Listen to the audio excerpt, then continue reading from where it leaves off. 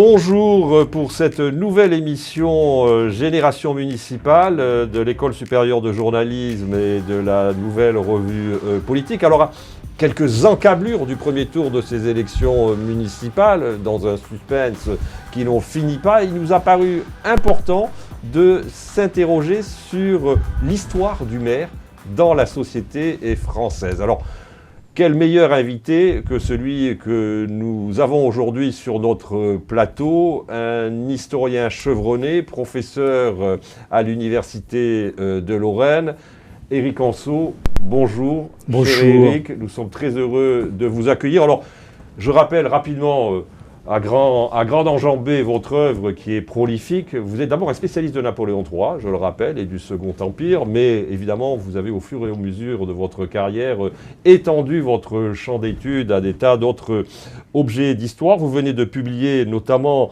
et c'est une œuvre majeure, une nouvelle histoire de France aux éditions Passé composé, 100 historiens racontent l'histoire de France, mais auparavant vous avez publié il y a maintenant un an une histoire de la nation française chez Taillandier, vous avez publié Laïcité, un principe aux éditions Alpha, vous avez aussi publié une somme sur les élites françaises particulièrement intéressante chez Passé composé, et même plus récemment, une histoire mondiale des impôts. Pour ceux qui s'intéressent à l'histoire de la fiscalité, je recommande cet ouvrage. Mais aujourd'hui, nous allons parler du maire. Et il est important d'en parler puisque les Français vont bientôt élire leurs conseils municipaux et leurs maires. Nous allons vous interroger avec deux étudiants de l'ESJ, Gauthier et Jean Bosco, qui vont là aussi vous poser un certain nombre de questions. Une première question, c'est moi qui vais vous la poser. La figure du maire, elle apparaît quand dans l'histoire de France ? Alors, elle apparaît à la fois très tôt, on va le voir, mais plus tard, si j'ose dire, sur le temps long de l'histoire. Pourquoi elle apparaît très tôt ? Parce que dès le IXe siècle, vous avez la mention d'un mayor qui dirige les habitants d'une paroisse et qui n'est pas un religieux, qui n'est pas le curé. Simplement, pendant toute la période médiévale et la période de l'Ancien Régime, les choses sont extrêmement compliquées. On y reviendra peut-être tout à l'heure avec certaines questions.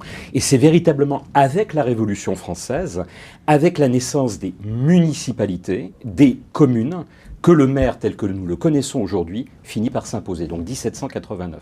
Oui, puis alors ensuite avec une date extrêmement importante qui est la loi de 1884. Ah, la loi du 5 avril 1884 est tout à fait fondamentale pour plusieurs raisons. Donc là, nous sommes sous la Troisième République. Les républicains ont triomphé dans le régime parce qu'il faut savoir que le régime naît en 1870, mais ce sont des monarchistes qui dirigent cette république, une république complètement paradoxale. Et à partir de 1879, les républicains sont aux manettes, ils ont tous les pouvoirs. Le président de la République, Jules Grévy, est un républicain. Le Sénat, la Chambre des députés sont des républicains.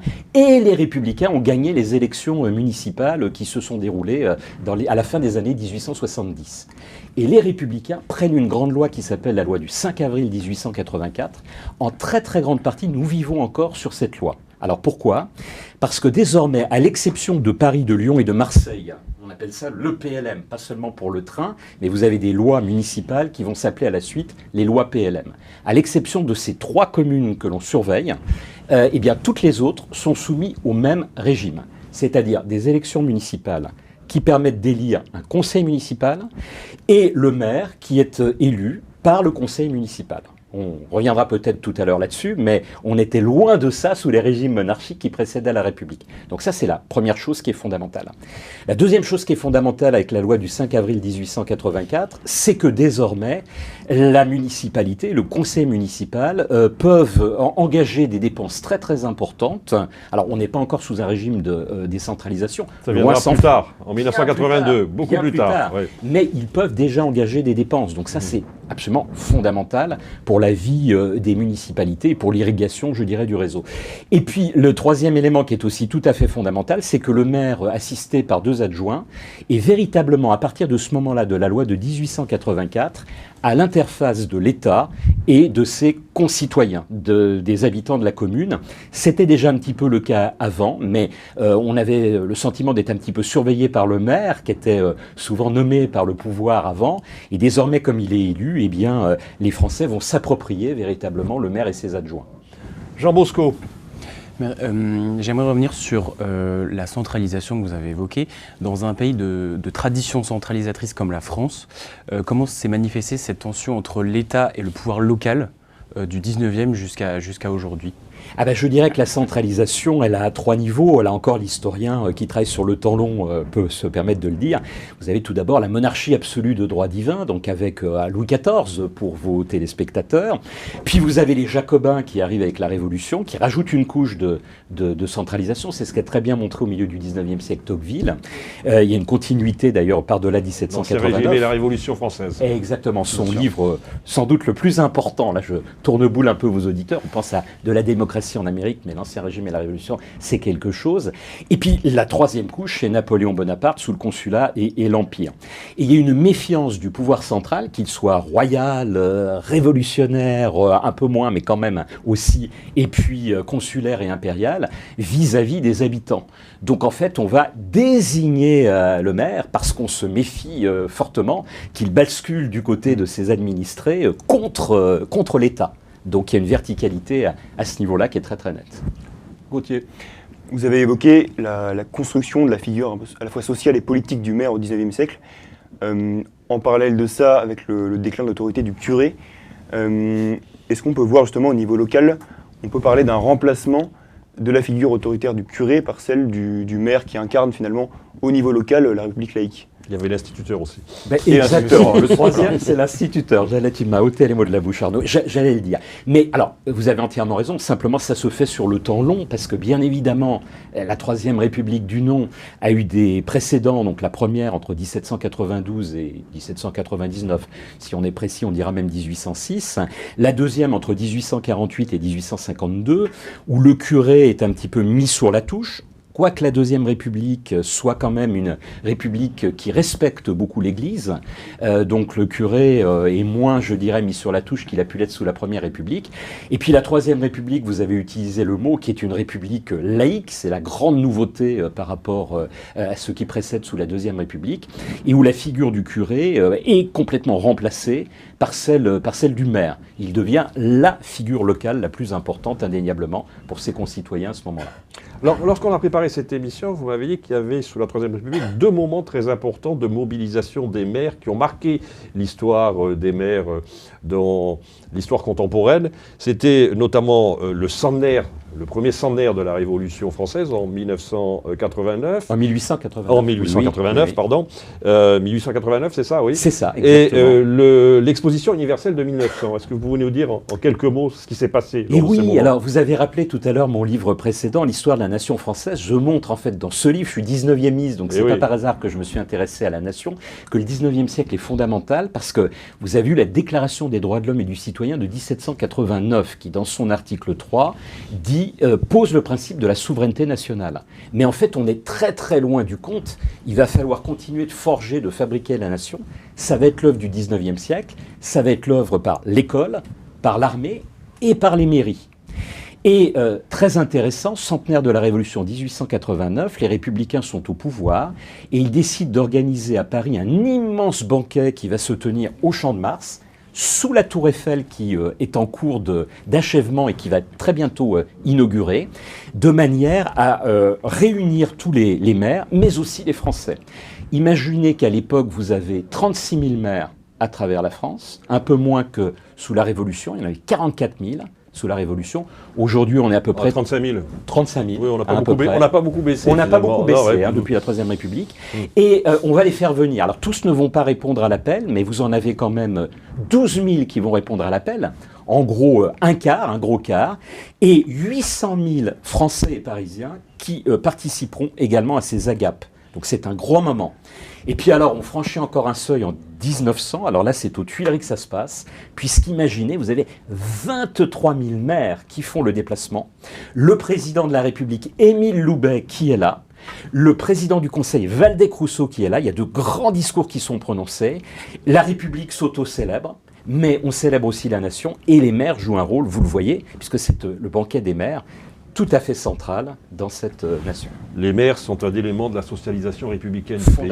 Très clairement, ils sont, j'allais dire, utilisés comme ça par le pouvoir. Jean Bosco. Vous venez d'évoquer Paris. J'aimerais faire un focus sur cette ville. Qu'est-ce qui fait que Paris n'a pas connu de maire élu entre 1871 et 1977 ? Pourquoi est-ce que la plus grande ville de France a échappé à ce qui était un fait commun Ça, c'est une question fondamentale, mais j'ajouterais que Lyon et secondairement Marseille ont également eu un régime particulier, mais c'est surtout Paris. Alors pourquoi ? Parce que c'est Paris qui a fait toutes les révolutions. Elle a fait la Grande Révolution, comme on dit, la Révolution de 1789, elle a fait celle de 1830, elle a fait celle de 1848, et puis après, elle a renversé Napoléon III le 4 septembre 1870, et s'en est suivi la Commune. Donc il y a une peur bleue de la part de nos dirigeants, de la ville de Paris, la matrice de toutes les révolutions, comme on le dit au XIXe siècle. Donc on va la soumettre à un régime très très particulier. Elle a eu à certains moments donnés des maires, elle en a eu par exemple sous la Révolution, elle en a eu en 1848, elle en a eu en 1870, c'était Étienne Arago, une grande famille républicaine. Et puis après, les républicains conservateurs se sont dit, non, c'est pas possible, hein. Donc il n'y aura plus de maire central à Paris. Les maires d'arrondissement, ça pose moins problème, mais le maire central, ça n'est pas possible. Et comme vous le rappeliez, il a fallu attendre la Ve République et 1977 pour voir un nouveau maire. C'était Jacques Chirac qui a été élu à ce moment-là. Mais il y a quand même des conseils municipaux, on est d'accord. Ah bien sûr, il y a... Qui sont présidés par le préfet. Alors, conseil municipal d'arrondissement qui est présidé par le maire d'arrondissement, et puis au sommet, conseil municipal de Paris qui est présidé par le préfet de la Seine. Exemple, sous le Second Empire, un préfet très emblématique que vous connaissez tous, le baron Haussmann.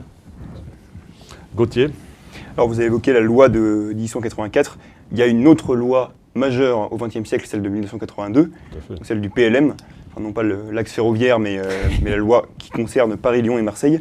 Quel était son objectif dans le cadre des grandes lois de fer de décentralisation ? Loi de fer de 1982. Exactement. Et parmi les lois de fer, vous avez effectivement une loi, mais ça n'est pas la seule, il y en a 5 ou 6 au total de notre histoire contemporaine, qui s'appelle la loi PLM.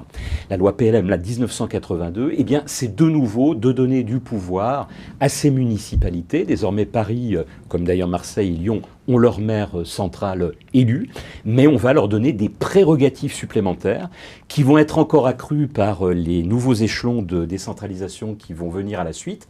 Et avant les 2 grandes phases de décentralisation, celle de Raffarin au milieu des années 2000, puis celles qui sont advenues avec le président Hollande entre 2012 et 2017, vous avez eu des lois très importantes dans les années 1990, une en 1992, et puis de mémoire la loi Voynet, du nom de l'ancienne ministre écologiste et du territoire Dominique Voynet en 1999, qui crée les EPCI. Alors ça c'est très très important. Ce sont les établissements publics de coopération intercommunale, parce que on estime que voilà, on a beaucoup trop de mairies en France et de municipalités, et désormais comme on a besoin d'argent, il faut mutualiser les moyens, et donc on crée des intercommunalités avec du positif, mais également du négatif. On y viendra peut-être dans quelques instants. Vous me permettrez de poser une question à ce sujet. Finalement, oui, l'idée c'était, in fine, peut-être de diminuer le nombre de communes, mais on n'a pas beaucoup diminué le nombre de communes malgré les EPCI. On a vidé d'une certaine manière les prérogatives d'un certain nombre de communes, mais le nombre de communes finalement reste assez stable par rapport aux chiffres que vous donniez, notamment le chiffre de 1900. Bien sûr, bien sûr. Alors d'ailleurs... Comment expliquez-vous cette stabilité finalement ? Cette idée, même quand on regarde en profondeur historique encore plus longue, on se rend compte que les premières intercommunalités remontent à la Troisième République et aux années 1890. Mais sur le temps long, effectivement, on a peut-être perdu 800 communes entre cette Troisième République et actuellement. L'idée avec ces intercommunalités, encore une fois, c'est de faire des économies, très clairement. Mais on n'a pas osé supprimer les communes parce que les Français, on le voit dans toutes les études d'opinion, sont très attachés. Il y en a encore eu une hier ou avant-hier de l'IFOP, je crois, montre que, en fait, de tous les échelons politiques, c'est le maire et la commune qui plaisent le plus aux Français. Alors qu'il y a une défiance monumentale, vous m'avez fait le plaisir de rappeler tout à l'heure mon livre sur les élites, qui est absolument phénoménal à l'égard de tous nos autres politiques, le maire jouit encore de la confiance de ses concitoyens. Parce qu'il est à proximité aussi. Parce qu'il est à proximité. Deux dernières questions, une de Jean Bosco et une de Gauthier. Oui, vous venez de parler de la méfiance vis-à-vis des élites. On se rappelle qu'après l'affaire Fillon avait été supprimée, il y avait eu la loi sur le cumul des mandats. Oui. Comment est-ce qu'on explique cette défiance de l'État par rapport à ce système qui avait pourtant quelques côtés bénéfiques ? Alors, il y a eu des abus, indiscutablement, avec le cumul des mandats. Bon, les cas extrêmes, c'est 10, 12, 14 mandats cumulés par la même personne. Comment voulez-vous, en toute honnêteté, bien exercer vos mandats quand vous avez autant de cumuls ? Alors moi, je n'ai jamais été élu de la République, mais en revanche, je suis universitaire et nous cumulons aussi à l'université parfois pas mal de fonctions, et je me rends compte que parfois on en a trop, indéniablement. Simplement, on est passé, me semble-t-il, d'un extrême à l'autre. Et on rétrograde. La plupart des gens qui avaient soutenu quand même cette loi du non-cumul se rendent compte qu'avoir un exécutif local et un mandat national permet de ne pas être déconnecté des réalités. Moi-même, j'avais pris publiquement la parole en disant « Attention où on met les pieds, on risque une déconnexion de nos élus ». Et ça n'a pas manqué. Regardez, sous le président Macron, on a eu le mouvement des Gilets jaunes qui traduisait cette déconnexion d'une grande partie de nos élites centrales par rapport à ce qui se passe sur le terrain. Je vous interromps 30 secondes, Éric. On disait quand même à un moment donné que le cumul se légitimait parce qu'on était dans un pays qui était hyper centralisé. Moi, je me souviens de mes cours à Sciences Po, on expliquait oui, il faut un député maire parce que la France est un pays de culture jacobine et que pour avoir accès aux ressources du pouvoir, il faut qu'en effet, le maire puisse être aussi député. Mais c'est plus tout à fait le cas depuis 1982. Non, effectivement, ça l'est plus. Hein. Les cas que vous évoquez n'étaient pas légion. Il y en avait quelques centaines, mais ils n'étaient pas légion. Moi, je trouve que le cumul simple est au contraire une très bonne chose et il s'inscrit dans la tradition. Alors moi qui suis spécialiste de la Deuxième République, du Second Empire et de la Troisième République, dans notre histoire, et très souvent, les meilleurs députés ont été ceux qui ont été maires, parallèlement. Donc vous voyez, on aurait dû s'inspirer et faire appel peut-être aux historiens avant de prendre cette loi sur le non-cumul. Une dernière question, Gauthier. On a évoqué à la fois la déconnexion des élites et cette tension qu'il y avait entre le pouvoir central, notamment au XIXe siècle, entre le pouvoir central et le pouvoir local. Est-ce qu'on n'a pas un renversement aujourd'hui où les maires ressentent une forme d'abandon vis-à-vis de l'État central, comme on voit également avec la hausse assez majeure, du moins, des démissions des maires? La crise de confiance entre les maires et le pouvoir central. Il y a deux choses. Hein. Le pouvoir central se déleste d'un certain nombre de ressources, je dirais, enfin plus exactement de taxes, de compétences également sur les maires, pour essayer de regagner en popularité et trouver des fonds là où ça peut l'être. Et puis deuxième chose, il y a une montée dans notre société des incivilités exponentielles. Et même les maires, je dirais, aujourd'hui ne sont plus épargnés. Et je dirais même, a fortiori, ils sont en première ligne puisqu'ils sont au contact direct de leurs administrés. Mais cela explique aussi pourquoi la plupart des administrés, à mon avis, se retournent vers eux, parce qu'ils se rendent bien compte qu'ils sont en première ligne et qu'ils souffrent beaucoup.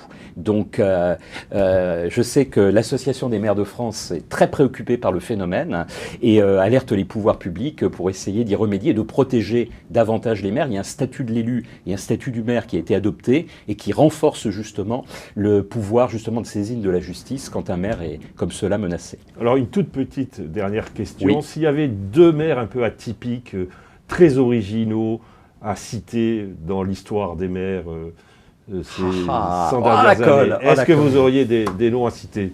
Je citerai au premier chef Édouard Herriot, parce qu'il m'est éminemment sympathique, dans la mesure où c'est un historien qui a un doctorat sur Madame de Récamier et son entourage.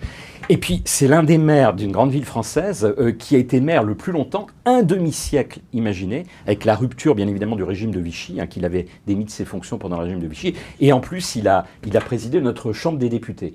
Donc voilà un premier exemple.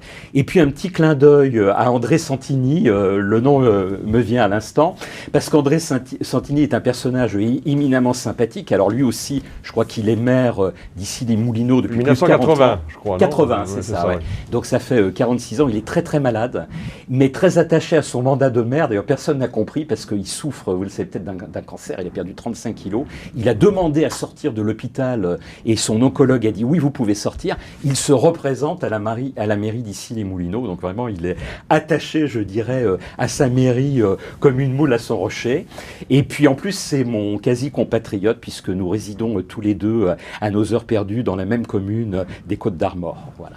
Merci Éric Anceau, merci à toutes les équipes de l'EAJ qui nous ont permis de préparer cette émission. Merci à Gauthier, merci à Jean Bosco et puis merci aussi à Ariane Lecoeur. Merci. Cette année, au municipal à Paris, on ne vote plus comme avant. Il y a 2 bulletins et 2 enveloppes différentes. Mais comment ça marche? Je vous explique ça.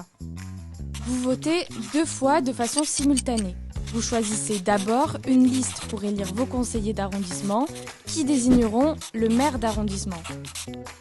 Vous choisissez ensuite une liste pour élire les conseillers de Paris qui désigneront le maire de Paris. Ces conseillers de Paris sont propres à votre arrondissement. Vous pouvez donc choisir une liste de conseillers d'arrondissement d'une certaine couleur politique et une liste de conseillers de Paris d'une autre couleur politique. Seules les listes qui ont obtenu au moins 10% des suffrages exprimés sont qualifiées pour le second tour. Les listes qui ont obtenu plus de 5% des suffrages peuvent fusionner avec celles qualifiées au second tour. Et celles qualifiées au second tour peuvent également fusionner entre elles. Au second tour, vous retrouverez les listes qualifiées ou fusionnées selon les alliances possibles.